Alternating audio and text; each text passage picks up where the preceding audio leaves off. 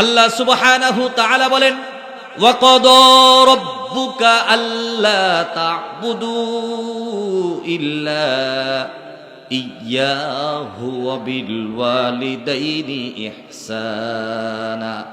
এক নাম্বার রব্বুল আলামিন বলেন, পৃথিবীর মানুষেরা শোনো, পৃথিবীর কাফেররা শোনো, পৃথিবীর নাস্তিকরা শোনো, পৃথিবীর বেঈমানরা শোনো, যদি ইবাদত করতে হয় একমাত্র ইবাদত করতে হয় আল্লাহর ইবাদত ছাড়া বিকল্প কোনো পথ নাই ঘোষণা করে দিলাম আমি আল্লাহ।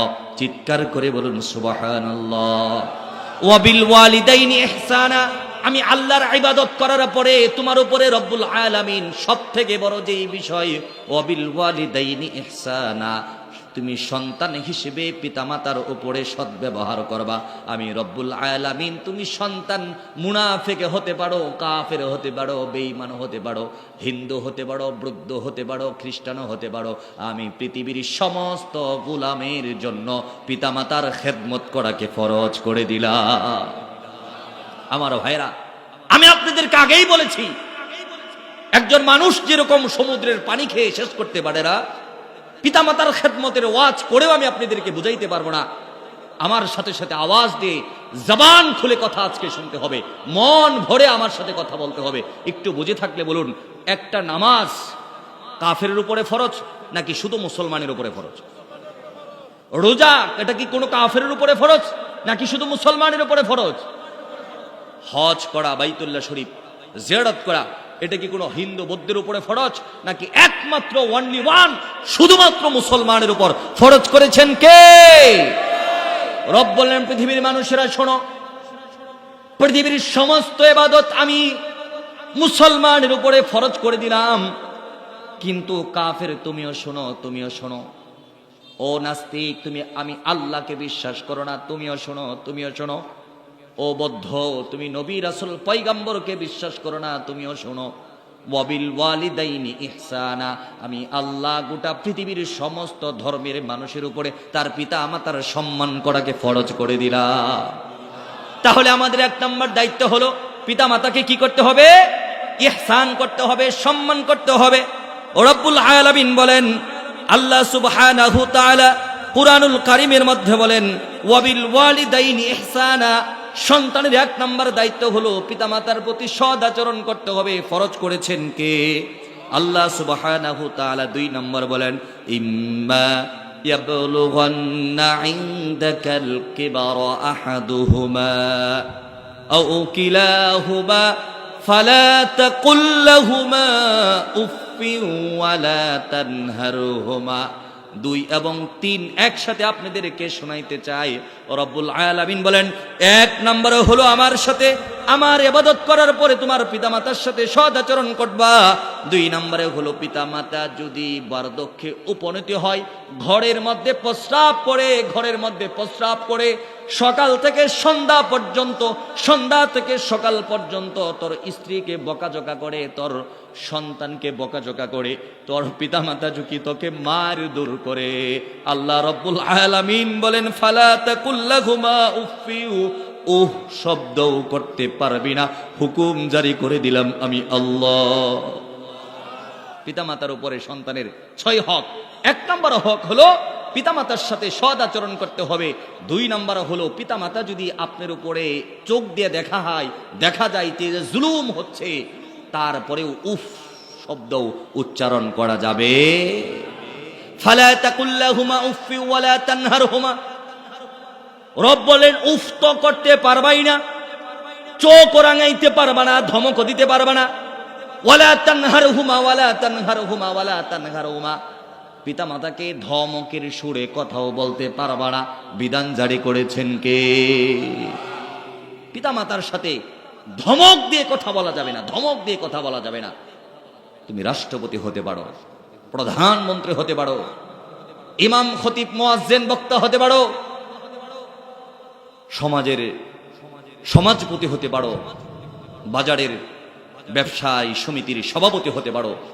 তোমার কথায় 5 কোটি লোক মুহূর্তের মধ্যেই যুদ্ধ ঘোষণা করে দিতে পারে, কিন্তু রিকশাওয়ালা পিতার সাথে ওয়ালা তানহারহুমা ধমক দিয়ে কথা বলার অধিকার দেয় নাই।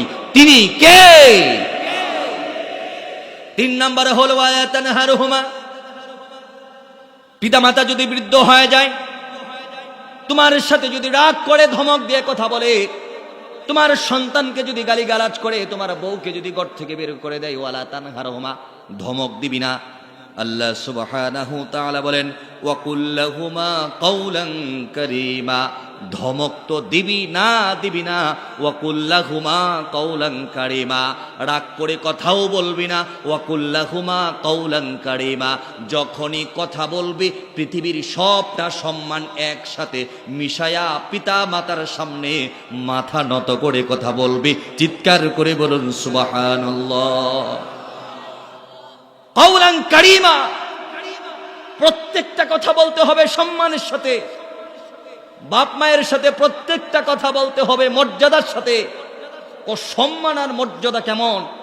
পৃথিবীতে তুমি জন্মগ্রহণ করার পরে মৃত্যুর আগ পর্যন্ত সমস্ত মানুষকে যতটা সম্মান করেছো, শিক্ষককে সম্মান করেছো, ইমামকে সম্মান করেছো, প্রধানমন্ত্রীকে সম্মান করেছো, তোমার নেতাকে সম্মান করেছো, তোমার চাচাকে, তোমার দাদাকে সম্মান করেছো, গোটা পৃথিবীর সমস্ত মানুষকে যেই পরিমাণে সম্মান করেছো, পিতা মাতার সাথে যদি 1 মিনিটের মধ্যে এতটা সম্মান করো, এরপরেও এই সম্মানের হক আদায় করা সম্ভব হবে?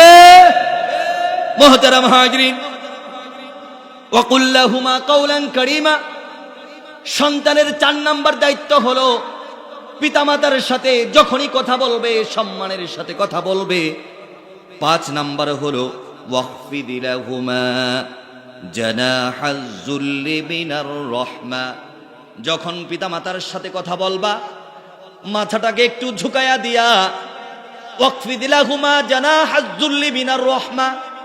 এই যে তোমার 2টা বাহু আছে, জিম করার সময় ছেলেরা এইভাবে তার পেশি মানুষকে দেখায়, কিংবা কুস্তি খেলার সময় মানুষ সিনা টান করে হাঁটে, মারামারি করার সময় সিনাটা টান করে চলে, রাস্তাঘাটে যখন চলে তখন সিনাটা একটু টান করে পেটটা একটু নিচের দিকে দিয়ে মানুষে চলে। আওয়াজ দিয়ে বলুন ঠিক কিনা? ও রব বলেন পৃথিবীর মানুষেরা শোনো, এই যে আমাদের দেশের সাবেক রাষ্ট্রপতি ছিলেন আব্দুল হামিদ, তার নাম ছিল, আপনারা কি তার নাম শুনেছেন? উনি বড় রসিক মানুষ। তার কথা যদি পৃথিবীর কোনো মানুষ শুনে না হেসে আর থাকতে পারে না। কিন্তু দেখবেন তার ডানে একজন বডিগার্ড আছে, বামে একজন বডিগার্ড আছে।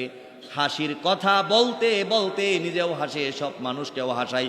কিন্তু কিরামান কাতিবিনা ইয়ালামুনা মা তাফআলুন, কিরামিন কাতিবিনের মতো 2টা ফেরেশতা তার ডানেও আছে বামেও আছে বডিগার্ড, এরা কিন্তু হাসে না। বলেন ভাই, এরা কি হাসে? এরা তো হাসেই না, বরঞ্চ কখনো সিনা টান করে দাঁড়ায় না, আবার কখনো মাথা উপর করে দাঁড়ায় না, আবার কখনো এইভাবে হাত বেঁধে ওঠা দাঁড়ায় না। আপনি যদি বিশ্বাস না হয় আপনারা একটু ভিডিওটা দেখে নেবেন। রাষ্ট্রপতির বডিগার্ড রাষ্ট্রপতির পিছনে এভাবে হাত দিয়ে মাথা নত করে তার বাহু ছেড়ে কিভাবে দাঁড়িয়ে থাকে, খোদার কসম করে বলি, আমি সেই ভিডিও দেখার পরে আমার মনে হয়েছে পৃথিবীতে একজন সন্তান একমাত্র তার বাবা মায়ের সামনেই এভাবে দাঁড়ানোর হক রাখে। রাষ্ট্রপতির থেকেও বেশি অধিকার রাখেন যিনি, তিনি হলেন আমাদের রিকশাওয়ালা পিতামাতা, মূর্খ পিতামাতা, যেই পিতামাতার মুখ দিয়ে এখনো দুর্গন্ধ আসে। আওয়াজ দিয়ে পড়ুন ঠিক কিনা? মুহতারাম হাজরিন, এই যে 5 নাম্বার হক আপনাদেরকে বললাম, নিজের 2টা বাহুকে বিছাই দিতে হবে। 6 নাম্বার হক বলার আগে আপনাদেরকে একটু কমন সেন্স আপনাদেরকে একটু জাগ্রত করে দিতে চাই। একটু মুসলমান বুঝে থাকলে বলো, স্বামী স্ত্রীর সম্পর্ক 60 বছরের সম্পর্ক, মারা গেল স্ত্রী, বুঝে থাকলে বলুন তো, এই যে মারা গেল এই বিচ্ছেদের মধ্যে এই সম্পর্ক আছে নাকি গেছে? স্কুলে পড়েছেন 60 বছর, পড়াশোনা করেছেন একসাথে, শিক্ষকতা করেছেন একসাথে, অবসর হয়েছেন একসাথে, স্কুলের বন্ধুর সাথে 60 বছরের সম্পর্ক আপনার। এই বন্ধু একদিন পৃথিবী ছেড়ে চলে গেছে, সম্পর্ক আছে নাকি গেছে? নিজের সন্তানটা মারা গেছে, এরপরেও তো সন্তান যেহেতু আপনার মারা গেছে, সম্পর্ক তো এখানেই শেষ হয়ে গেছে। কিন্তু একটু চিন্তা করুন, পিতা মাতা যদি মারা যায়, ও রব্বুল আলামিন বলেন পৃথিবীর মানুষেরা শোনো, পৃথিবীর সব মানুষ যদি মারা যায় মুহূর্তের মধ্যেই সম্পর্ক শেষ হয়ে যায়। আল্লাহ রাব্বুল আলামিন বলেন পৃথিবীর মানুষেরা শোনো শোনো, বাবা মা যদি মারা যায় তুমি পৃথিবীতে যত হাজার বছর বেঁচে থাকবা প্রত্যেক দিন এই দোয়া করা ফরজ করে দিলাম আমি আল্লাহ। তোমাকে দোয়া করতে হবে রব্বির হামহুমা কামা রব্বায়ানি সগীরা। সুতরাং আপনার বাবা বাঁশঝাড়ের পিছনে শুয়ে আছে, আপনার মা পুকুর পাড়ে শুয়ে আছে, সম্পর্ক শেষ নয়। এই পৃথিবীতে যতদিন নিঃশ্বাস আপনার আছে ততদিন বাবা মায়ের জন্য দোয়া করা ফরজ করেছেন যিনি, তিনি কে? মুহতারাম হাজরিন, আমি আপনাদের মাঝে সন্তানের উপরে পিতামাতার উপরে সন্তানের 6টা গুরুত্বপূর্ণ দায়িত্ব আমি আপনাদেরকে শোনাইলাম। এরপরে আমি আপনাদের মাঝে বুখারী শরীফের 5971 নম্বর একটি হাদিস পাঠ করেছি। আন আবি হুরাইরা রাদিয়াল্লাহু তাআলা আনহু قال, হযরতে আবু হুরাইরা রাদিয়াল্লাহু তাআলা আনহু বলেন, জাআ রাজুলুন ইলা রাসূলিল্লাহি সাল্লাল্লাহু আলাইহি ওয়াসাল্লাম, আল্লাহ রাসূলের কাছে একজন সাহাবী আসলেন, একজন ব্যক্তি আসলেন, যেই কোনো ধরনের একজন মানুষ হতে পারে। ফাকালা ইয়া রাসূলুল্লাহ, আসার পরে বললেন, ও গো আল্লাহর নবী, মান আহাক্কু বিহুসনি সাহাবাতি, ও গো আল্লাহর নবী আমি আপনার থেকে জানতে চাই এই পৃথিবীতে আমার উপরে কার হক সব থেকে বেশি? জিজ্ঞেস করছেন একজন মানুষ। হযরতে আবু হুরায়রা বর্ণনা করেন, জিজ্ঞেস করেছেন আল্লাহর নবীর কাছে। কার কাছে? আওয়াজ করে পড়তে হবে, কার কাছে? আল্লাহর নবী বললেন, ক্বালা উম্মুকা, সব থেকে বেশি হক রাখে তোমার উপরে যিনি, তিনি হলেন তোমার মা। লোকটা আবার জিজ্ঞেস করেন, ক্বালা সুম্মা মান, তারপরে হক কে বেশি রাখে? আল্লাহর নবী বললেন, ক্বালা উম্মুকা, এরপরেও তোমার মা তোমার উপরে হক, এর থেকেও সব থেকে বেশি রাখে, গোটা পৃথিবীর সব থেকে বেশি। লোকটার মন খারাপ হয়ে গেল। 2বার জিজ্ঞেস করলাম, 2বারই শুধু মায়ের নাম বললো। বাপ কি আমাদের জন্য কষ্ট করে না? আওয়াজ করে বলুন, কষ্ট করে না? এরপরে লোকটা মনটা খারাপ করে আবার জিজ্ঞেস করলো, ইয়া রাসূলুল্লাহ, ক্বালা সুম্মা মান, তারপরে কে বেশি হক রাখে? রাহমাতুল লিল আলামিন, আল্লাহর নবী বলেন, ক্বালা উম্মুকা, তোমার মাই তোমার উপরে হক রাখে 3বার। লোকটা মাথাটা নত করে মনটা খারাপ করে বলেন, ক্বালা সুম্মা মান, তারপরে কে বেশি হক রাখে? আল্লাহর নবী বলেন, ক্বালা আবুকা। চিৎকার করে বলুন সুবহানাল্লাহ। মুহতারাম হাজরিন, এখন জানার বিষয় হলো আল্লাহর নবী রাহমাতুল লিল আলামিন 3বার মায়ের মর্যাদা কেন বর্ণনা করলেন? একটু বুঝে থাকলে বলুন। আল্লাহর নবী যেহেতু বলেছেন গোটা পৃথিবীর সমস্ত মানুষের থেকে, এমনকি নিজের বাবার থেকে মায়ের হক 3 গুণ বেশি। বলেন না ভাই, কয় গুণ বেশি? আওয়াজ করে পড়তে হবে, কয় গুণ বেশি? আমি যদি আপনাকে বুঝাই দেন মায়ের হক তো 3 গুণ বেশি বাবার থেকে, আপনার তো বিশ্বাস নাও হতে পারে। বিজ্ঞান থেকে যদি বলি তাও তো বিশ্বাস না হতে পারে, কিন্তু আল্লাহ রাব্বুল আলামিনের কোরআন থেকে যদি বলি তাহলে তো অবিশ্বাসের কোনো কথাই নাই। আওয়াজ দিয়ে বলুন ঠিক কিনা? আল্লাহ সুবহানাহু তাআলা বলেন, শোনো শোনো পৃথিবীর মানুষেরা, আল্লাহর নবী আমার নবী পিতার থেকে মায়ের হক 3 গুণ বেশি কেন বর্ণনা করলেন?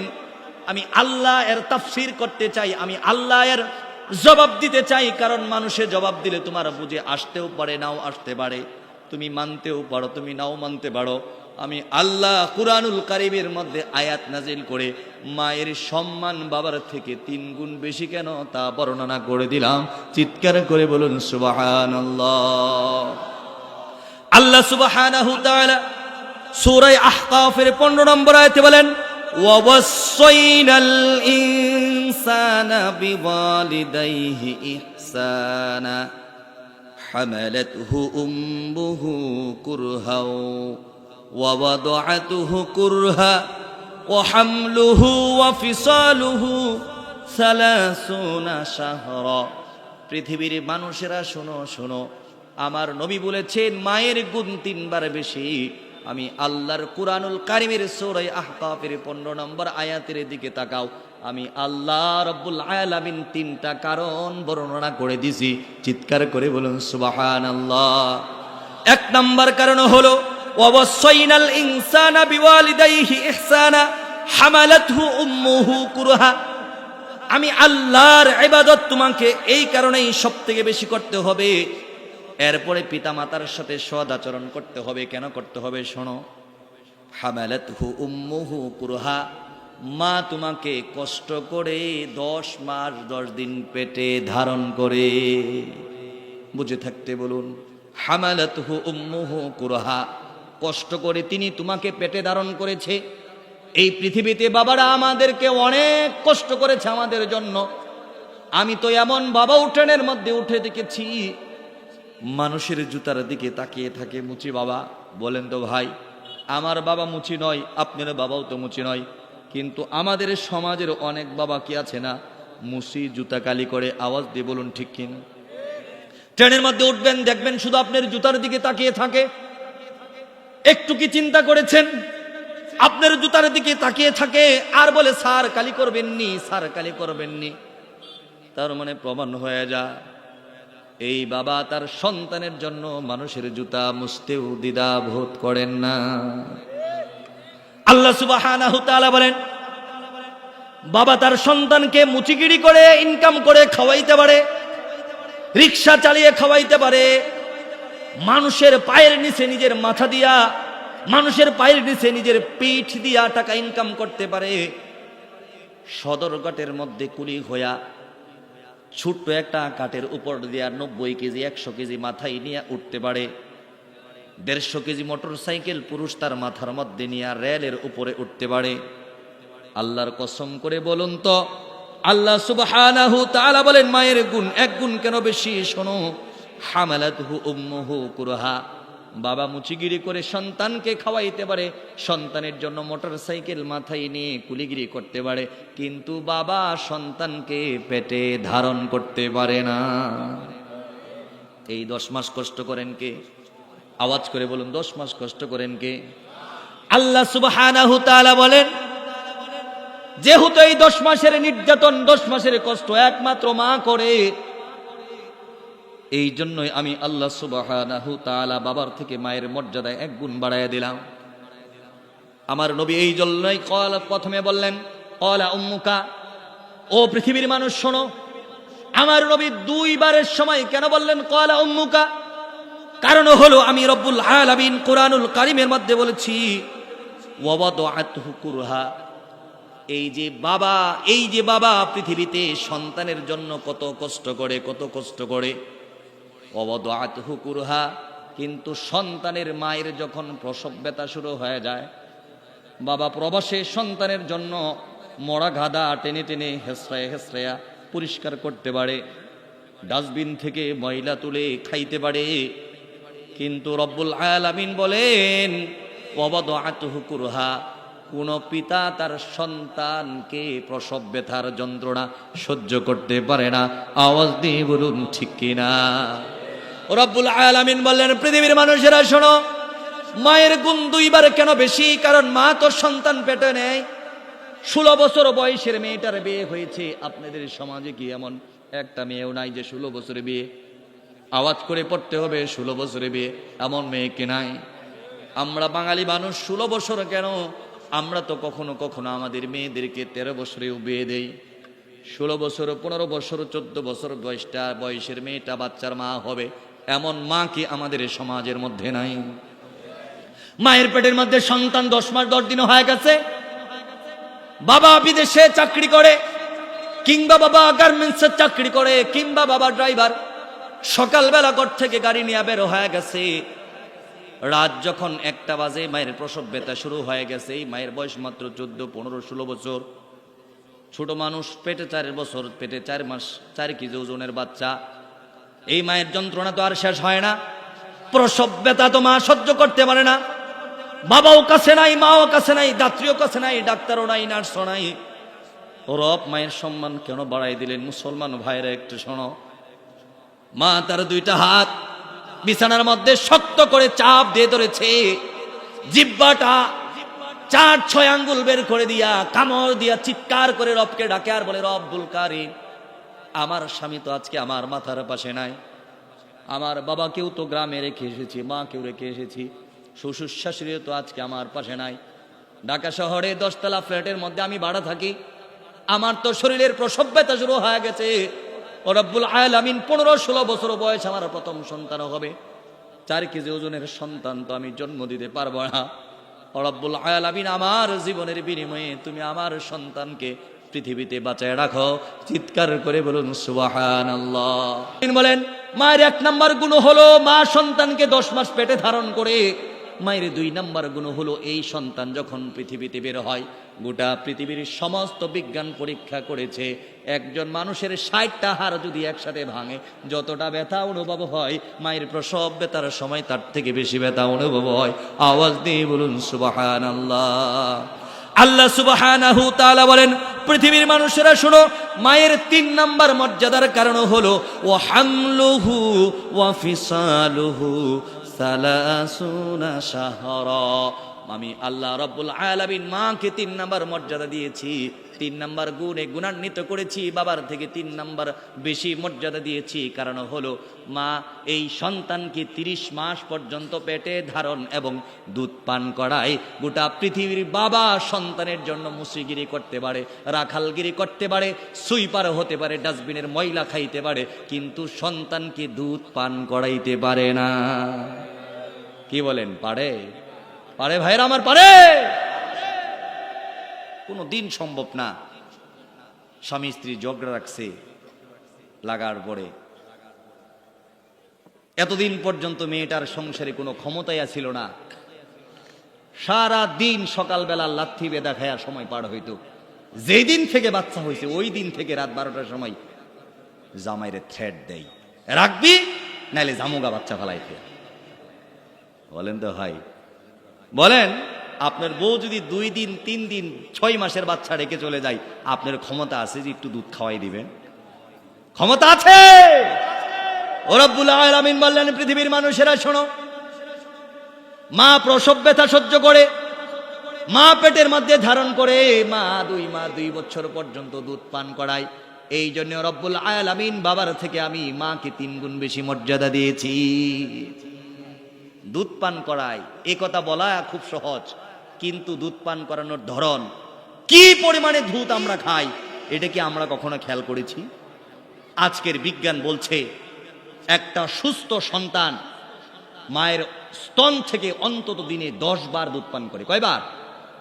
আওয়াজ করে বলতে হবে, কয়বার? 10 বার দুধ পান করে। প্রত্যেকবার অন্তত 200 গ্রাম করে দুধ পান করে। কয়শো গ্রাম?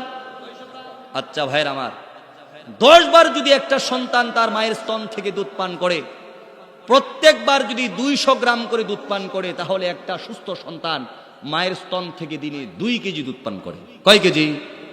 আচ্ছা 10 বার পান করে, এই কথা বিজ্ঞান বলছে, আপনারা শুনলেন, আমিও বললাম। আপনারা কি কখনো নিজের বউকে জিজ্ঞেস করছেন, এই জরিনা বাচ্চা যে জন্ম দিলাম দিনে কয়বার দুধ খা, জিজ্ঞেস করছেন? আমি জিজ্ঞেস করেছিলাম আমার স্ত্রীকে। আমি বলেছিলাম, আমার স্ত্রী, বিজ্ঞান বলছে একটা সন্তান তার মায়ের স্তন থেকে 10 বার দুধ পান করে, তুমি কি বলো? আমার বউ হেসে দিয়ে বলেছিল, একটা সন্তান শুধুমাত্র রাত্রেই মায়ের স্তন থেকে অন্তত 10 বার দুধ পান করে। চিৎকার করে বলুন সুবহানাল্লাহ। আচ্ছা বিজ্ঞানের কথাই ধরে নিলাম, 10 বারের সময় প্রত্যেকবার যদি 200 গ্রাম করে দুধ পান করে, তাহলে দিনে হয় 2 কেজি দুধ। হিসাব করছেন? দিনে যদি 2 কেজি দুধ হয়, মাসে হয় 6 কেজি, 60 কেজি দুধ। দিনে যদি মায়ের স্তন থেকে শাল দুধ কোনো সন্তান 2 কেজি করে পান করে, 365 দিনে, এক বছর 365 দিনে একটা সন্তান তার মায়ের স্তন থেকে 730 কেজি দুধ পান করে। কয় কেজি? আওয়াজ করে বলুন, কয় কেজি? 730 কেজি দুধ আপনি পান করছেন আপনার মায়ের স্তন থেকে এক বছরে। অন্তত আমাদের গ্রামের ছেলেরা সর্বনিম্ন 2 বছর দুধ পান করে। আচ্ছা 2 বছর যদি দুধ পান করে, 730 আর 730, আপনারা ব্যবসায়ী মানুষ, অঙ্ক তো ভালো বোঝার কথা, তাহলে হয়ে গেল 1460 কেজি। কয় কেজি? 1460 কেজি দুধ একটা সন্তান তার মায়ের স্তন থেকে 2 বছরে পান করেছে। ও বলবাড়ির মানুষ, মুক্তাগাছাবাসী, তোমাদেরকে বুঝাইতে চায়, 1460 কেজি দুধকে যদি 40 কেজি দিয়ে, অর্থাৎ 1 মণ দিয়ে ভাগ করে দেওয়া হয়, তাহলে একটা সুস্থ সন্তান তার মায়ের স্তন থেকে 2 বছরে অন্তত 36.5 মণ দুধ পান করেছে। সুবহানাল্লাহ বলুন। সুতরাং এই ঋণ শোধ করা সম্ভব। আওয়াজ করে বলুন, এই ঋণ শোধ করা সম্ভব? কোনদিনও সম্ভব না। মোহতারাম হাজিরিন, কথাই কথা মনে পড়ে, এক ছেলে তার মাকে এসে বলছে, মা আমি তোমার সব ঋণ শোধ করে দিতে চাই। আপনারা একটু আমার সাথে আওয়াজ করে বলুন, একটা সন্তান যদি তার মাকে এসে বলে যে আম্মা আমি তো এখন কোটি কোটি টাকার মালিক, তোমার সব ঋণ শোধ করে দিতে চাই, আপনাদের কি মনে হয় সব ঋণ শোধ করা সম্ভব? আওয়াজ করে বলুন সম্ভব। 26 বছর বয়সের এক যুবক এসে মায়ের গলার মধ্যে জড়ায় ধরে মায়ের মাথার চুলের উপর একটা আলতো করে চুমু দিয়ে চোখের জল ছেড়ে দিয়ে বলছে, মা আমাকে পেটে নিয়ে তুমি কত কষ্ট করেছ, আমাকে জন্ম দেওয়ার সময় তুমি কত কষ্ট করেছ, কত কষ্ট করে আমাকে 2 বছর দুধ পান করিয়েছ। আমার বাবা ছোট সময় ইন্তেকাল করেছে, তুমি আমাকে প্রাইমারি পাস করিয়েছ, হাই স্কুলে দিয়েছ, আমাকে তুমি ডুয়েট বুয়েট ইঞ্জিনিয়ার পড়িয়েছ, আমার চাকরির জন্য নিজের জমি বাড়ি ভিটা বিক্রি করেছ। আজকে আমার থাইল্যান্ডে বাড়ি আছে, লন্ডনে গাড়ি আছে। মা তুমি কি চাও? সিঙ্গাপুরে বাড়ি আছে, ঢাকাতে ফ্ল্যাট আছে, প্লট আছে, কি চাও তুমি? কিসের বিনিময় চাও? প্রয়োজন হলে আমার কলিজা কেটে দিব, প্রয়োজন হলে জীবনে বিবাহ করব না, এরপরেও বলো তুমি আমার ঋণ শোধ করবা কিনা, আমি তোমার ঋণ শোধ করে দিতে চাই। আচ্ছা, যুবক ছেলে মাকে জড়ায় ধরছে, মা তো চোখের জল ছেড়ে বলছে, খুকা তুই বড় বুকা, মায়ের ঋণ কি শোধ হয়? আওয়াজ করে বলুন, মায়ের ঋণ কি শোধ হয়? মায়ের ঋণ কখনো, মা বলছে, সন্তান মায়ের ঋণ কখনো শোধ হয় না। ছেলে তো এমন ধরা ধরছে, এখন মাথা ছেড়ে পায়ে ধরছে, বলতেছে, আম্মা আপনি শুধু বলেন কি চান, কি খাবেন, কি পরবেন, আর কি চান, আমার কলিজা চান দিয়ে দিব। মা চোখের জল ছেড়ে দিয়ে বলেন, খোকারে মায়ের ঋণ তো শোধ করা সম্ভব নয় রে খোকা, সত্যি কি মায়ের ঋণ শোধ করে দিবি? হ্যাঁ মায়ের ঋণ শোধ করে দেব। মা বললেন, খোকা মায়ের ঋণ যদি শোধ করে দিতে চাও তাহলে বাজারে গিয়া আমার জন্য নরম পাকা দেখে 2টা সবরি কলা নিয়ে আসবা। কি কলা? সবরি কলা আপনারা চিনেন, বেশি পাকলে নরম হয়, বেশি পাকলে এমন নরম হয় পচা আলুর মতো একবারে তুলতুল হয়ে যায়। সবরি কলা যেরকম একটু মিষ্টিতা হয়, আবার বেশি পাকলে একেবারে পচে যায়।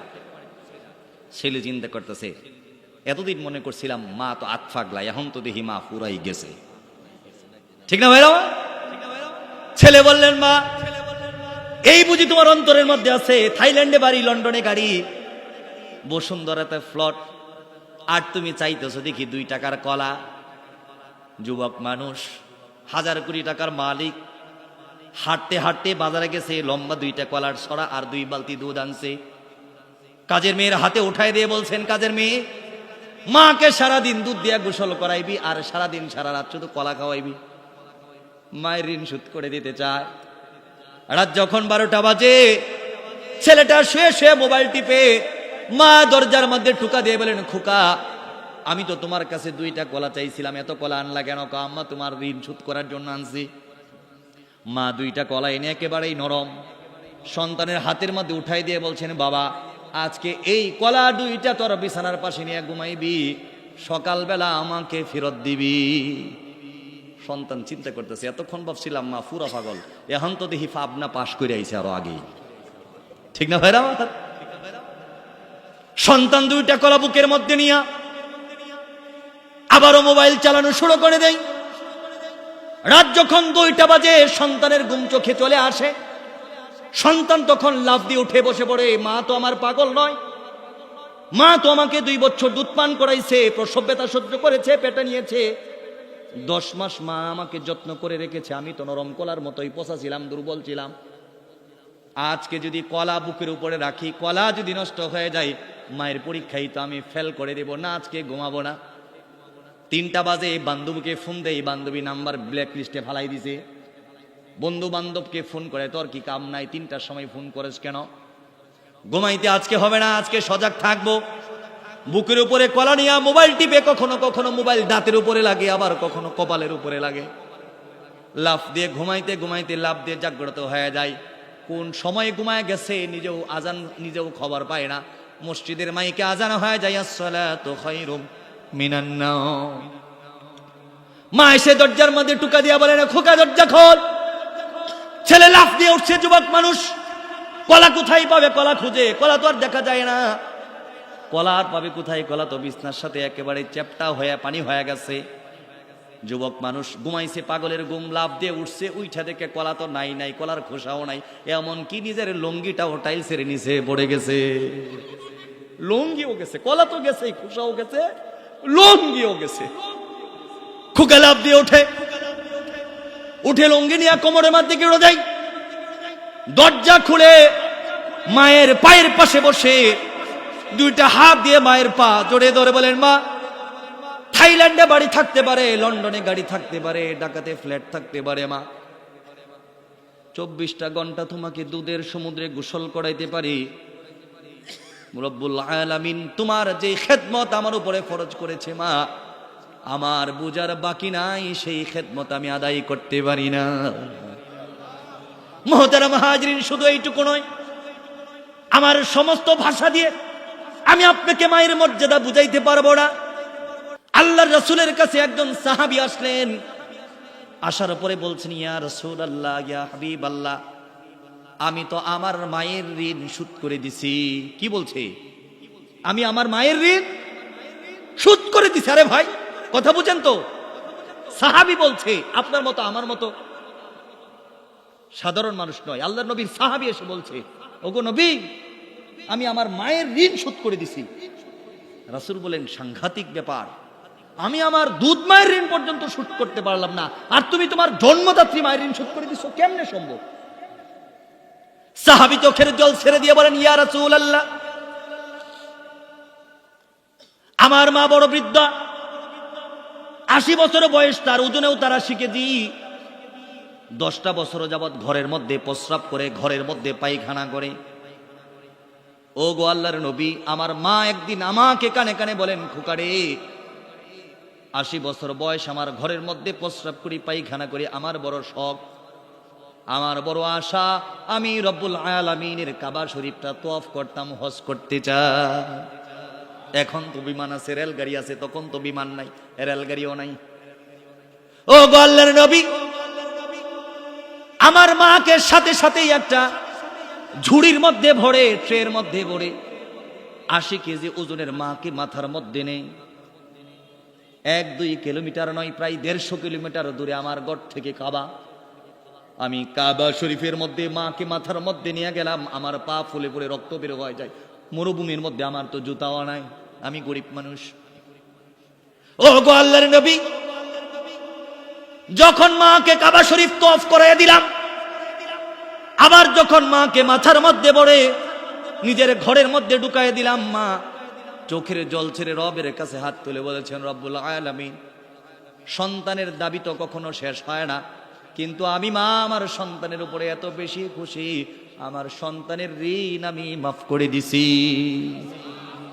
আল্লাহর নবী রাহমাতুল লিল আলামিন চোখের জল ছেড়ে দিয়ে বলেন, ও গো আমার সাহাবী, শোনো শোনো, সাংঘাতিক খেদমত তো তুমি করেছো, সেই সাথে সাথে আমি বলতে চাই, তোমার মায়ের যেই খেদমত তুমি করেছো, সেই সাথে সাথে তোমার শরীরের 7 পল্লা চামড়া দিয়া যদি মায়ের জুতা বানায় দিতা, তোমার মা এই জুতা ব্যবহার করে প্রস্রাব পায়খানা করে তোমার 7 পল্লা চামড়ার স্যান্ডেলটা যদি ছিঁড়ে যেত, আমি নবী ঘোষণা করে দিতে চাই, সাহাবী, এরপরেও মায়ের ঋণ শোধ করা সম্ভব নয়। চিৎকার করে বলুন সুবহানাল্লাহ।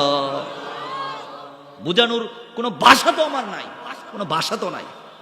মুহতারাম হাজরিন, এটা তো সাহাবীর মায়ের কথা, এর আগেও বললাম আমাদের মায়ের কথা, কিন্তু একজন ইহুদি মায়ের কি সম্মান। বুখারীর হাদিস খুলে দেখো, হযরতে আবু হুরায়রা রাদিয়াল্লাহু তাআলা আনহু আল্লাহর নবীর দরবারে এসে উপস্থিত হয়ে গেল। আল্লাহর নবীর দরবারে এসে নিজের জামাটা খুলে দিল, মাথাটা নত করে পিঠটা দেখাইলেন। আল্লাহর নবী পিঠের মধ্যে হাত বুলায় দেখেন আবু হুরায়রার পিঠ ক্ষত বিক্ষত, চাবুকের আঘাতে কেটে কেটে টুকরা টুকরা হয়ে রক্ত টপ টপ করে পড়ে। আল্লাহর নবী রাগ হয়ে গেলেন, আবু হুরায়রা তুমি সহজ মানুষ, সরল মানুষ, এইভাবে তোমাকে কে মারছে আমাকে বলো। আবু হুরায়রা চোখের জল ছেড়ে দিয়ে বলেন, ইয়া রাসূলুল্লাহ, এইভাবে আমাকে পৃথিবীর কোনো শত্রু মারে নাই। যেই মা আমাকে 10 মাস 10 দিন পেটে ধারণ করেছে, সেই মা আমাকে মেরেছে কেন আমি আপনার দরবারে আসি, এটা তার সহ্য হয় না। রহমাতুল লিল আলামিন নবী চোখের জল ছেড়ে দিয়ে বলেন, আবু হুরায়রা রে, আমি তো নবী হতে পারি, তোর মায়ের বিচার করার ক্ষমতা রাখি না। চিৎকার করে বলুন সুবহানাল্লাহ। আবু হুরায়রা বলেন, ইয়া রাসূলুল্লাহ, ইয়া হাবিবাল্লাহ, আমি এই কথা বলছি না আপনি আমার মায়ের বিচার করুন। ও গো আল্লাহর নবী, আমি এই কথা বলছি, আপনি উমরের ইসলামের জন্য দোয়া করেছেন, উমর ইসলাম ধর্ম গ্রহণ করেছে, আপনি কি আমার মায়ের জন্য একটু হাত উঠাইতে পারেন? ও গো আল্লাহর নবী, আমি চাই আপনি আমার মায়ের জন্য দোয়া করুন। নবী মুস্কি হাসি দিয়া বলেন, আবু হুরায়রা, তোর মায়ের বিচার করার ক্ষমতা আমার নাই, কিন্তু দোয়া করার ক্ষমতা আছে। দুইটা হাত উঠাইছে নবী রহমাতুল লিল আলামিন। আবু হুরায়রা রাদিয়াল্লাহু তাআলা আনহু পাগলা ঘোড়ার মতো দৌড় দিছে। পিছন থেকে আবু বকর রাদিয়াল্লাহু তাআলা আনহু জামা টান দিয়ে ধরে। আবু হুরায়রা থামে না। উমর বলেন, আবু হুরায়রা সুজা মানুষ, তুমি এত জোরে দৌড়াও কেন? আলীও পিছনে দৌড়াই, উসমানও পিছনে দৌড়াই। আবু হুরায়রা বলেন, শোনো শোনো, আমার ইহুদি মায়ের জন্য আল্লাহর নবী হাত উঠাইছে, আমি দেখতে চাই নবীর হাত আল্লাহর আরশে আগে পৌঁছে নাকি আমি দৌড়াই আমার মায়ের কাছে আগে পৌঁছি। আপনারা ইতিহাস জানেন, আবু হুরায়রা দরজার মধ্যে টুকা দেওয়ার সাথে সাথেই মা ভিতর থেকে আওয়াজ দিচ্ছে, বাবা আবু হুরায়রা এসেছো, আমাকে গোসল করা নিয়ে চলো মুহাম্মদের দরবারে। চিৎকার করে বলুন সুবহানাল্লাহ। মায়ের হক রব্বুল আলামিন 3 বার বলেছেন, এমনিই তো বলেন নাই। আমি আপনাদেরকে আমার সমস্ত অযোগ্যতাগুলো একসাথে করে দিলেও কিঞ্চিত পরিমাণে মায়ের হক বুঝাই শেষ করতে পারবো না। আরো একটা সহিহ হাদিস আপনাদেরকে শোনাইতে চাই। আল্লাহর নবীর কাছে একজন সাহাবী আসছে, আসার পরে বলছে, আরাদতু আন আকযা ইয়া রাসূলুল্লাহি সাল্লাল্লাহু আলাইহি ওয়াসাল্লাম, ও গো আল্লাহর নবী, আমি জিহাদের ময়দানে যেতে চাই। আস্তাশিরুকা, আপনার কাছে পরামর্শের জন্য এসেছি, আমি জিহাদে যেতে চাই, জিহাদে গিয়া শাহাদাত বরণ করে জান্নাতটা কিনে নিতে চাই। রাসূল জানতেন তার বৃদ্ধা মা আছে ঘরে। রাসূল বললেন, তোমার ঘরে কি তোমার মা নাই? ইয়া রাসূলুল্লাহ, নাম, আমার মা আছে আমার ঘরে। আল্লাহর নবী বলেন, আলজিমহা ইন্নাল জান্নাতা ইনদার রিজলিহা, জিহাদের ময়দানে যেতে হবে না, অসুস্থ মায়ের খেদমত করো। আমি নবী ঘোষণা করে দিলাম, ইন্নাল জান্নাতা ইনদার রিজলিহা, সেই জান্নাত রব রেখে দিয়েছেন তোমার অসুস্থ মায়ের পায়ের নিচে। চিৎকার করে বলুন সুবহানাল্লাহ। কোন ভাষা দিয়ে বোঝাবো সেই অসুস্থ বৃদ্ধা 80 বছর বয়সের মাকে শনিবারে বড় ভাইয়ের ঘরে, রবিবারে মেজু ভাইয়ের ঘরে, বুধবারে ছোট ভাইয়ের ঘরে, বৃহস্পতিবারে পাশের বাড়িতে বোন বিয়ে দিয়েছেন বোনের ঘরে, এভাবে খাবার বন্টন করে দেন। একটা বৃদ্ধা মায়ের খাবার 7 ভাই 7 দিন ভাগ করে দেন। অথচ এই মা আপনাদের 60টা বাচ্চাকে একসাথে গোসল করাইছে, এই মা 60টা বাচ্চাকে একসাথে ঘুম পড়াইছে। মা যখন ঘুমিয়ে গেছে 7 ভাই 7 সময় সারা রাত মাকে ডাকেছেন।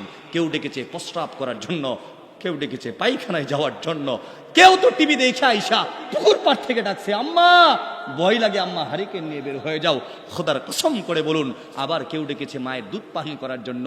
মা সারা রাত্রের মধ্যে একবারও কখনো রাগ করে না, আর ডাকবি না, ঘরের মধ্যে প্রস্রাব করবি। খোদার কসম করে বলুন, পৃথিবীর কোন ইহুদি, নাসরা, হিন্দু, বৌদ্ধ, খ্রিস্টান মা আছে সন্তানকে ধমক দিয়ে বলছে যে আর ডাকবি না?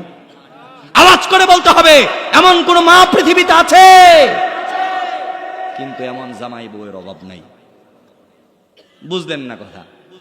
একটু সহজে বুঝাইয়া বললেই বুঝবেন। ধরেন রাত বাজে 12টা, হঠাৎ করে আপনার কয়েল নিভে গেছে, আপনি বউরে ডাকতেছেন, হ্যাঁ হ্যাঁ হট হট হট, ও কি হয়েছে? কয়েল যে নিভছে এটা একটু ধরাই দিবি না? কয়েল নিভছে এই জন্য রাত 12টার সময় আমার ঘুম থেকে সারাদিনে কি করে আইছো, কয়েলটা একটু ধরাইতে পারো না? বলে না ভাই, বউ কি জামাইরে এই ঝাড়ি দেয় না? আওয়াজ করে বলুন, এই ঝাড়ি দেয় না?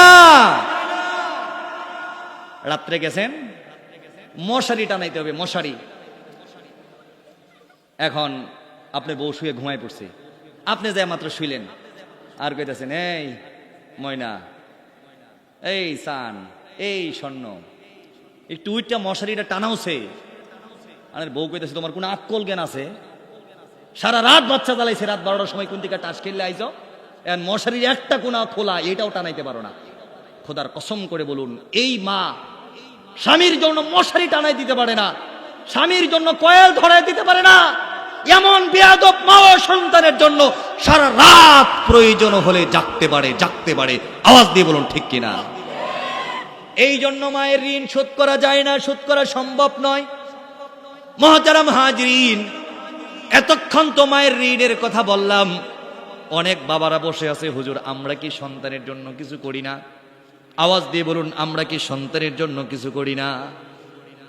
একটা সূর্য, এই মুসলমান আমার দিকে তাকাও, বাবা সন্তানের জন্য কি পরিমাণে মেহনত করে, অন্তর খুলে শোনো।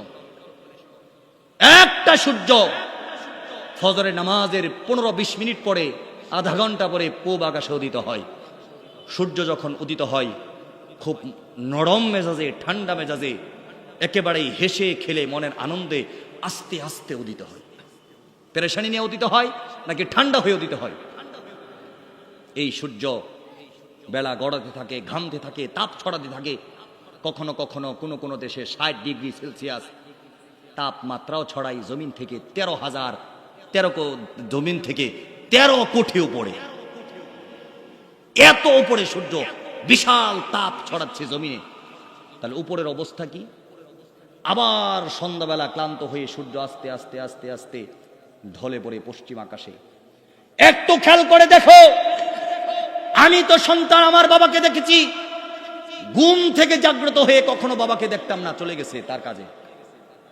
আবার যখন রাত্রে ঘুমাই যেতাম, আম্মা আব্বা কখন আইবো, আব্বা কখন আইবো, রাত্রে ঘুমাই গেছি, আব্বা আইছে, আবারও দেখি নাই। আমিও তো এখনো বাড়িতে যাই, আমি যাওয়ার পরে দেখি সন্তান ঘুমাই গেছে, আবার প্রয়োজনে কখনো ফজর নামাজ পড়ে আর বাড়িতে যাওয়া হয় না, চলে আসি। এরপরে আমার বউ ফোন করে বলে যে তোমার বাচ্চা কাঁদতাছে, কো আব্বা এখন আইলো না, আব্বা এখন আইলো না। একটা সূর্য যেরকম সকালবেলা ঠান্ডা মেজাজে ঘর থেকে বের হয়ে যায়, সন্ধ্যাবেলা ঠান্ডা মেজাজে নিরে ফিরে আসে, ঠিক বাবাও সকালবেলা সূর্যের মতো ঠান্ডা মেজাজে চলে যায়। সারাদিন রোদের তাপে পড়তে পড়তে পড়তে, রিক্সা চালিয়ে রিক্সা সামনে রেখে নামাজ পড়ে 2টা সিঙ্গারা খাবে, 4টা সিঙ্গারা খিদা পেটের মধ্যে হজম করে সন্তানের জন্য 30 টাকার মজা কিনে ঘরে ফিরে তিনি হলেন বাবা। আওয়াজ দিয়ে বলুন ঠিক কিনা? সুতরাং বাবা মোটর সাইকেল কিনে দেয় না, এই অভিযোগ আমাদের সবার আছে। কিন্তু বাবা কেন কিনে দেয় না? টাকা থাকার পরে, কোটি কোটি টাকা বাবার আছে। এই যুবক, তোমার বাবা আছে না কোটি টাকার মালিক, কিন্তু মোটর সাইকেল কিনে দেয় না? এমন নাডা, এমন কৃপণ বাবা কি নাই? আওয়াজ করে বলুন নাই। আরে ভাই, আমিও তো এক বাবার সন্তান, আমিও আমার বাবার কাছে ছাত্র জীবনে মোটর সাইকেল চেয়েছি। ও মোটর সাইকেল দিয়ে কি করতি? মূর্তি। ছেলেটা মোটর সাইকেল চায়, রাত যখন গভীর হয়ে যায়, মাটা তার বাবাকে বোঝাই, ছেলের বাবাকে বোঝায়, কিরে আব্দুল্লাহর বাবা, আব্দুল্লাহ 2 মাস ধরে ঠিক মতো বাড়িতে আসে না, খাওয়া দাওয়া করে না, মোটর সাইকেলের লাগিয়া। ওর মুখের বন্ধুর মোটর সাইকেল আছে, তার ছেলের মোটর সাইকেল আছে, তার মোটর সাইকেল আছে। আমার সন্তান যে একটা মোটর সাইকেল কিনে দিলে কি হয়? তোমার তো সন্তানের অভাব না, তোমার তো একমাত্র সন্তান, সম্পদের অভাব না। স্বামী রাত যখন 3টা বাজে স্ত্রীকে বুকের মধ্যে জড়ায় ধরে কপালের মধ্যে চুমু দিয়া বলেন, আমার স্ত্রী শোনো শোনো, আমারও তো কোটি কোটি টাকা আছে, সন্তানকে একটা মোটর সাইকেল কিনে দিতে ইচ্ছে করে, কিন্তু একবার খেয়াল করেছো, বিয়ে করেছি আমরা, 15 বছর পরে ছেলে হয়েছে, ছেলেটাকে যদি মোটর সাইকেল কিনে দেই, কোন ট্রাকের নিচে পড়ে যায়, আমরা নিঃসন্তানও হয়ে যাব। ছেলে কান্নাকাটি করে ঘরে ফিরবে, কিন্তু মোটর সাইকেল কিনে দিলে ছেলে নাও পাইতে পারে। এই জন্যই আমি মোটর সাইকেল কিনে দেই না। এক ছেলে কক্সবাজার ঘুরতে যাবে, বাবার কাছে 10,000 টাকা চেয়েছে। কয় হাজার টাকা বলেন না ভাই? কয় হাজার টাকা? বাবার কাছে 10,000 টাকা চেয়েছে। বলছে আব্বা, আগামী 5 তারিখে আমরা কক্সবাজার যাবো, 10,000 টাকা দেন। বাপ কইছে, এই যা, টাকা নাই, দিবই না। আমরাও জীবনে কত জাড়ি খাইছি, পৃথিবীতে নরম জায়গায় একটা, এটা হচ্ছে মা। বলে না ভাই? জীবনেও শুনি নাই বাপের কাছে টাকা আছে, কিন্তু মায়ের কাছে না থাকলেও আছে। কি বলেন? মায়ের কাছে না থাকলেও একটা ডিম বিক্রি করছে মা 5 টাকা। সন্তান পৃথিবীর কোনো জায়গায় টাকা পাইছে না, কোনো জায়গায় টাকা নাই, কেউ দেয় না, বাফেও দেয় না। মা 5 টাকা দিয়ে না 5টা টাকা ছিল, একটা ডিম কিনছিলাম। আওয়াজ দিয়ে বলুন ঠিক কিনা? ছেলে তার বাবাকে বলছে, বাবা কক্সবাজারে ঘুরতে যাব, আমার 10,000 টাকা লাগবে, আগামী 5 তারিখে আমাকে যেতে দিতে হবে। ছেলেকে এমন ঝাড়ি দিছে, ছেলে রাগ করে বাড়িতে ফিরে না। আবার ছেলের মা রাত্রে 3টার সময় ওয়াজ করে। বউয়ের ওয়াজ সব সময় রাত্রে 3টার সময়। কয়টার সময়? কয়টার সময়? আরে আওয়াজ করে বলুন, কয়টার সময়? গয়না একটা আসিল কানের দুল, ওইটা ভাঙছে, ওইটা ঠিক করতে হবে রাইতে 3টার সময়। কয়টার সময়? আওয়াজ করে বলুন, কয়টার সময়? বিয়ার সময় ওয়াদা দিছিলেন যে একটা চেন দিব, 17 বছর ধরে বিয়ে করছেন, এখনো চেন দেয় নাই, এখনো রাত 3টার সময় ঘুম ভাঙলে ক আব্দুল্লাহর বাপ তোমার আর কত কইতাম, 17টা বছর হয়ে গেছে, আমার চেনটা দিয়া দাও। কারণ যাকে এই সময় মেজাজটা একটু ভালো থাকে, ঠিক না ভাইরা? মুহতারাম হাজরিন, ছেলের মা ছেলের বাবাকে বোঝাচ্ছে আব্দুল্লাহ কক্সবাজারে ঘুরতে যাবে, মাত্র 10,000 টাকা না চাইছে দিয়ে দাও, টাকার তো অভাব নাই। বাবা বললেন, তুমি যেহেতু এত করে বলছো, যাও দেখি টাকা দিয়ে দিব। ছেলেকে বললেন, ছেলে আজকে তো 2 তারিখ, তুমি আজকে আমি 3 দিনের নেশাবে যাচ্ছি, তুমি একটু দোকানে বসো। 3 তারিখ 4 তারিখ 2 তারিখ 3 তারিখ 4 তারিখ 3 দিন দোকানদারি করো, 5 তারিখে কক্সবাজার যাও, টাকা দিব। ছেলের মনটা তো বড় খুশি। ছেলে দোকানের মধ্যে গিয়া বসছে, কাস্টমার একটাও আসে না। কি বলেন দোকানদার? এমন হয় না? সকাল 11টা 12টা বেজে গেছে, 3-4 ঘন্টা দোকান খুলছে, এখনো কাস্টমার নাই। একজন কাস্টমার আসছে, শাড়ি দেখবো যে বাবা শাড়ি দেখাও। 10টা 20টা শাড়ি দেখাইছে, সেম কালারের মধ্যে, সেম কোয়ালিটির মধ্যে, অন্য ডিজাইন আছে নাকি? মাথা গরম হয়ে গেছে, বলার কয় কি সেম কালার সেম ডিজাইন, অন্য কালার আছে নাকি? রাগ উঠে গেছে, এই শাড়ি বেচবো না। দোকানদারের ছেলেটা বলেন, চাচা যান বলে গেছে, কাস্টমার দোকানের রহমত, তাদের সাথে ঝগড়া করতে হয় না, আপা আপনি বসেন, আমি আবারও সারাই আপনারে দেখাই। সারাদিন পরে 4,000 টাকা বিক্রি করে। সময় তো কম, সংক্ষিপ্তে বলি, পরের দিন আবার দোকানে বসে বেচা কেনা নাই। সন্ধ্যার সময় একটা ছেলে একটা মেয়ে আসছে, আসার পরে বলেন, এটা নিব, ওটা নিব, ওটা নিব, ওটা নিব, কিচ্ছু নেয় না। এরপরে বলে, আপনার দোকান খ্যাত, কিচ্ছু ভালো জিনিস নাই, বাড়ি প্লাজা চলে যাব। ছেলে ভার্সিটি পরে রাগ হয়ে গেছে, ঘুষি মারবে দশা। কর্মচারী আইসা বলেন, ভাই যান, কাস্টমার দোকানের রহমত, কাস্টমারের সাথে বেয়াদবি করতে হয় না।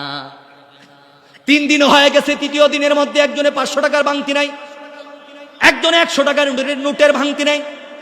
3 দিন পরে যখন বাবা বাড়িতে ফিরে আসছে, 10,000 টাকার একটা ভান্ডিল, 1,000 টাকা নোট আছে, 500 টাকা নোট আছে।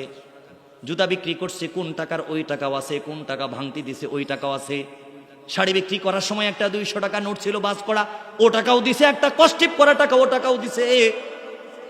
ছেলে 10,000 টাকা বান্ডিল হাতের মধ্যে পায়া, ছেলে টাকা বাবার হাতে তুলে দিছে। বাবা, আল্লাহর কসম করে বলি, বাবা এত কষ্টের টাকা দিয়া আমি কক্সবাজার গিয়া পানি দেখা উড়াইয়া দিতে পারবো না। বাবা বলছে, এত বেশি বুঝোস কেন, যাই ঘুরাইয়া। বাবা টেবিলে খানা খাইতে গেছে, ছেলেও পিছনে পিছনে গেছে। মা বলছেন, কি হয়েছে খোকা, তুই যাস না কেন? কমা, 3 দিন দোকানদারি করে বুঝেছি আমার বাবা এই পৃথিবীর সব থেকে বেশি কষ্ট করে, এত পরিশ্রমের টাকা 3 দিনে 3,000 টাকা লাভ হয় নাই। আমি আজকে থেকে বিশ্ববিদ্যালয়ে পড়ার পাশাপাশি বাবার দোকানে একটু সময় দিতে চাই। বাবা চোখের জল ছেড়ে দিয়ে বলেন, তরকারি আজকে জাল হয়ে গেছে, খাওয়া যায় না। খোদার কসম করে বলি, বাবার চোখের পানি এমন হয় কখনো কখনো সন্তানকে বুঝতে দেয় না। রাখবেন, আপনার বাবাকে যখন আপনি দাফন করে আসছেন, সর্বশেষ এমন ব্যক্তিকে আপনি দাফন করেছেন, একমাত্র ব্যক্তি যিনি ছিলেন, তিনি আপনাকে তার থেকে উঁচু আসনে দেখতে চেয়েছেন। আপনার কোনো শিক্ষক চাই না, আপনি শিক্ষকের থেকে বেশি পদ মর্যাদার অধিকারী হন। যেই নেতার পিছনে সকাল থেকে সন্ধ্যা পর্যন্ত খাটুনি করেন, সেই নেতাও চাই না আপনি নমিনেশন পান।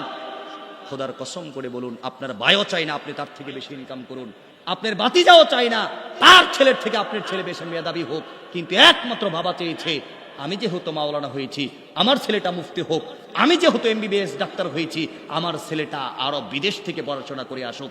আওয়াজ দিয়ে বলুন ঠিক কিনা? মুহতারাম হাজরিন, সর্বশেষ আর 2 মিনিট একটা কথা বলে শেষ করে দিতে চাই। অনেক মা বোনরা এসেছে, আমাকে যে নির্ধারিত টাইম দেওয়া হয়েছে আমি টাইমের মধ্যেই কথা বলছি। আমার আলোচনা প্রায় শেষ দিকে চলে এসেছে। সর্বশেষ আমরা এতক্ষণ পিতামাতার খেদমতের আলোচনা শুনলাম। কিন্তু আমাদের সমাজের অনেক পিতামাতা আছে পুত্রবধূকে এমন নির্যাতন করে ফেরাউন যে আসিয়াকে নির্যাতন করে, কখনো কখনো এমন ধরনের পশ্চিমা নির্যাতন করে বসে থাকে। আওয়াজ দিয়ে বলুন ঠিক কিনা? আমরা পত্রিকা খুললেই দেখেছি দেবর, ননদ, ভাসুর, শ্বশুর মিলে মেয়েটাকে 16 টুকরা করে মেয়েটাকে একেবারে বাথরুমের কমোটের মধ্যে ভরে দিছে, সেফটি ট্যাঙ্কের মধ্যে ফেলে দিছে, লাকেজ বিস্কেজের মধ্যে নিয়ে ড্রেনের মধ্যে ফেলে দিছে। এমন সংবাদ আপনারা শুনেন না? মুসলমান ভাইরা, আপনার বাড়িতে একজন মেহমান আসছে, আপনারা 10 জন সদস্য, 10টা সদস্য থাকলে আমরা গ্রামের মানুষ সাধারণত 10টা মাছই বাজি করা হয়। মেহমান আসছে একটা, বলেন মেহমান আসছে কয়টা? এখন এই একটা মেহমানকে একটা মাছ দিতে হয়েছে।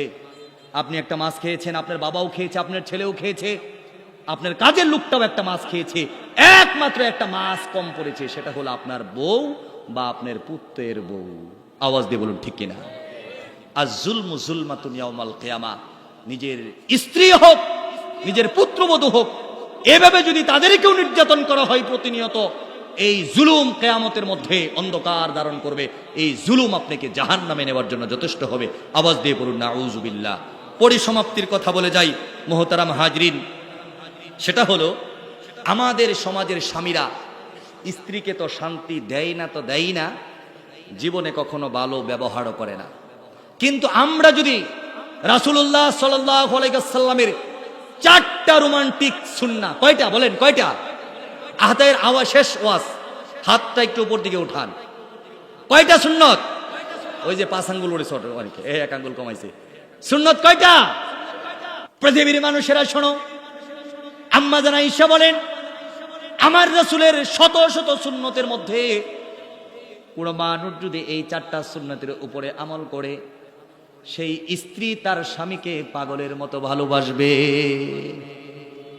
শুধু ভালোবাসা খোঁজার জন্য কবিরাজ খুঁজে আর তাবিজ খুঁজে, ঠিক না ভাইরা আমার? জামাইও খালি কবিরাজ খুঁজে, হুজুর একটা ব্যবস্থা করে দেন, গেছে গা, আইন না দেন হুজুর, কিন্তু রাখার সময় তুমি রাখতে পারো নাই, হারে এত আর খুঁজে লাভ নাই। 4টা রোমান্টিক সুন্নত যদি কেউ পালন করে, স্বামী তার স্ত্রী তাকে পাগলের মতো ভালোবাসবে।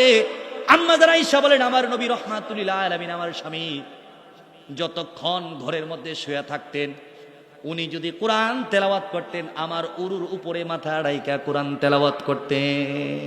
সুবহানাল্লাহ বলুন, আর আস্তে বলুন সুবহানাল্লাহ। আপনারাও তো স্ত্রীর উরুর উপরে মাথা রাখেন, কিন্তু তখন তো কোরআন তেলাওয়াত করেন না, তখন বিড়ি টানেন। আওয়াজ দিয়ে বলুন ঠিক কিনা? রাসূল তার স্ত্রীর উরুর উপরে মাথা রেখা কোরআন তেলাওয়াত করছে, সংসারে শান্তি ছিল। আপনি আপনার হালাল বউয়ের উরুর মধ্যে মাথা রেখে বিড়ি টানেন আর সুখ খুঁজেন, আপনি পাগলা। আওয়াজ দিয়ে বলুন ঠিক কিনা? মুহতারাম হাজরিন, আবার হয় কি অনেক সময় কোরআন তেলাওয়াত তো পারে না, দুরূদ শরীফ পারে না, আয়াতুল কুরসি পারে না, সূরা ফাতিহা পারে না, না ভাইয়া গান কো। একটু চিন্তা করে বলেন তো, স্ত্রীকে ঘরের মধ্যে নিয়ে যদি কেউ কোরআন তেলাওয়াতের পরিবর্তে গান করে বিড়ি খায়, তার ঘরে শান্তি না।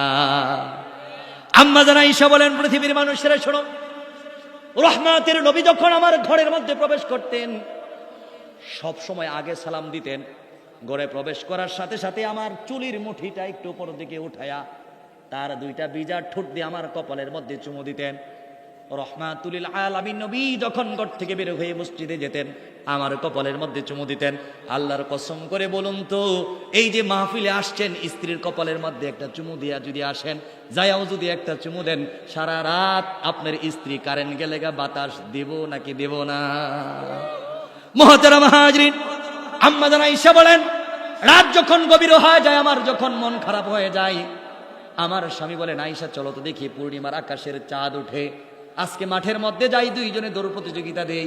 একটু বুঝে থাকলে বলুন, রাত যখন 2টা বাজে, গোটা পৃথিবী নীরব হয়ে গেছে, আপনি যদি বলেন চল তো দেখি জরিনা, আজকে রাত 2টা বাজে, আমার পশ্চিমের বন্ধের মধ্যে ধান ক্ষেত আছে, যা আমরা ক্ষেতটা দেখে আসি। খোদার কসম করে বলুন তো, রাত 3টার সময় যদি স্ত্রীকে হাতের মধ্যে ধরে তাল কুড়াইতে যান, আম কুড়াইতে যান, পুকুর পাড়ে মাছ পাহাড়া দিতে যান, আল্লাহর কসম করে বলুন তো, সারাদিন সারাক্ষণ স্ত্রী আপনার নামে তসবিহ পড়বে। আওয়াজ দিয়ে বলুন ঠিক কিনা? সর্বশেষ সুন্নাতটা কয়ে যায়, আম্মা জান আয়েশা বলেন, আমার রাসূল যখন ঘরে ফিরতেন আমার জন্য হাতে করে কিছু না কিছু আনতেন। আপনি তো বউয়ের জন্য কিছু নেনই না। এমনও জামাই আছে 30 বছর ধরে বিয়ে করছে, জীবনে সালামও দেয় নাই।